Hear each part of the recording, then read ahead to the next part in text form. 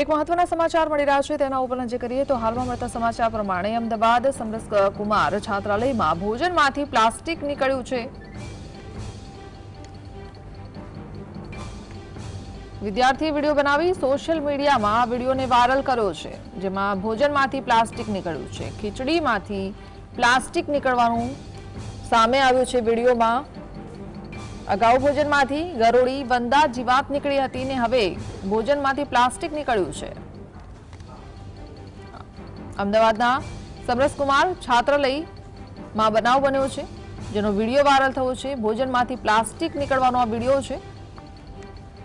પહેલા ગરોળી વંદા નીકળ્યા અને હવે ભોજનમાંથી પ્લાસ્ટિક નીકળવાનો બનાવ સામે આવ્યો છે। આ વિડીયોમાં જોઈ શકાય છે કે પ્લાસ્ટિક જેમણે હાથમાં લીધું છે એ ભોજનમાંથી નીકળ્યું હતું। વિરેન્દ્રસિંહ ભાટી જોડાયા છે।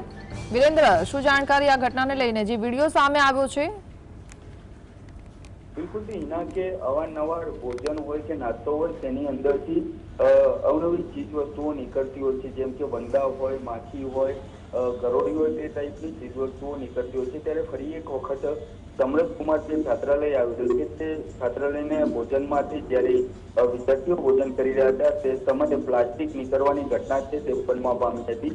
વિગતવાર જો હિના વાત કરવામાં આવે તો આ જે વિડીયો સોશિયલ મીડિયાની અંદર અત્યારે વાયરલ થઈ રહ્યો છે, તે વિડીયો જે સમરસકુમાર છાત્રાલય આવેલું છે તેના વિદ્યાર્થી દ્વારા જ બનાવવામાં આવ્યો છે। અને વિદ્યાર્થી જ્યારે ભોજન કરી રહ્યા હતા તે સમયે ખીચડીમાંથી પ્લાસ્ટિકની જે થેલી છે તે થેલી નીકળવાનો બનાવ છે તે સામે આવ્યો હતો।